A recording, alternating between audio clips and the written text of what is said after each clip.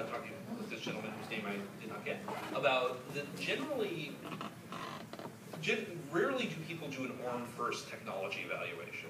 They decide on what language they're going to use or what environment they're going to use. There's often this initial forking of, are we comfortable with the Java ecosystem or aren't we? And if the Java ecosystem these days, basically you're using Hibernate or TopLink or one of the other JPA ORMs.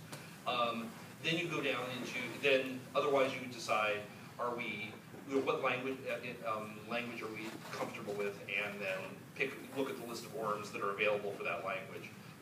I kind of like the Django ORM, not because it's, I could spend all day criticizing it, but what intelligent programmer can't rip that technology to shreds? Nothing special there. But it's nice and basic. It stays out of your way. Its failings are well understood and that kind of thing. It also every ORM says, well, but there's absolutely nothing to worry about because you can step aside from it and use raw SQL, which is a little bit like saying the best part about this car is you can still walk. It's like. That's a weird way of selling you on a piece of technology and the best part of this technology is you don't have to use it at all. You can ignore it. In fact, I'm going to stop mentioning it. Just go use SQL. So that's. However, they do varying ORMs support that kind of step aside to SQL in various ways. Hibernate supports it extremely well because Hibernate, the SQL is right there under the surface. Among the Python ORMs, I think Django does the best, but I don't particularly like Rails, but that's almost a religious discussion, so won't go there. Okie dokie. Let's see. So right. So as we discussed, the problem with ORMs is they have these two really different worlds, both technologically and culturally, and they have to fit them together. And things like this happen. Concept art from the new Von Trier movie, Melancholia Smashing into Earth, in case anyone's wondering. So here's a real life case. So now we get to the fun part, which is where we get to trash ORMs. This is always my favorite part because who doesn't like trashing things? So we come in, called in as a consultant and says our database is running really slowly. What is going on? Oh my God, PostgreSQL sucks.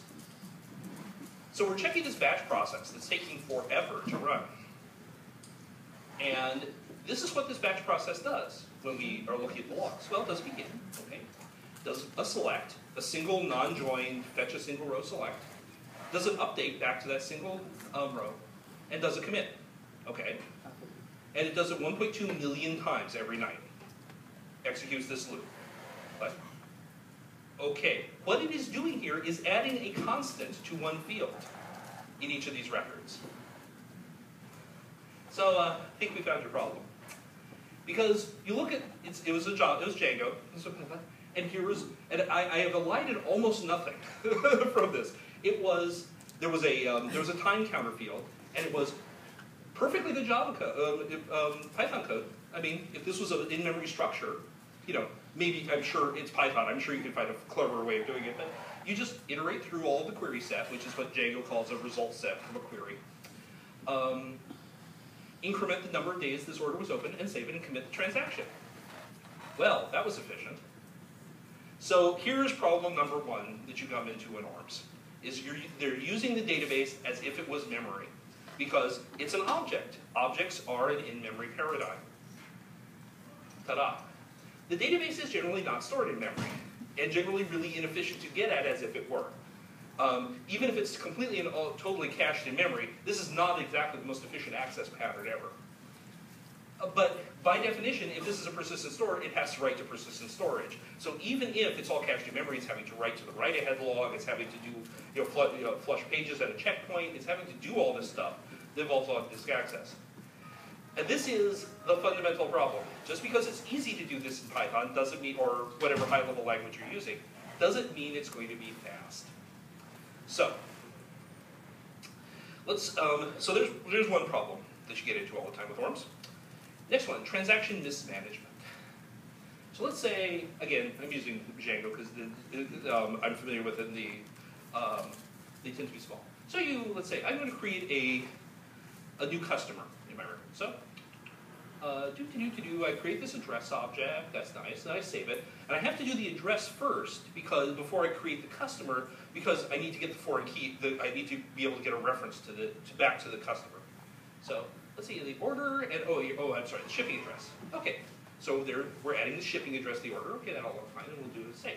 Okay, that seems reasonable. So let's see what SQL we get out of Django if we don't do anything special.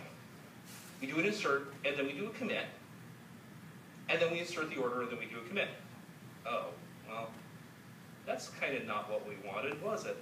Because of course, if we have a failure right here, we have this dangling address that's not used by anything.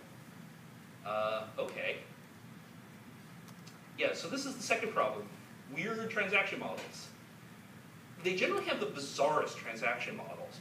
Generally because for a lot of the newer orms, for things like Django and Ruby on Rails and things like that, every application framework sort of has their core application in mind, and everything that they do kind of is informed by this application. And for these, it was a blog.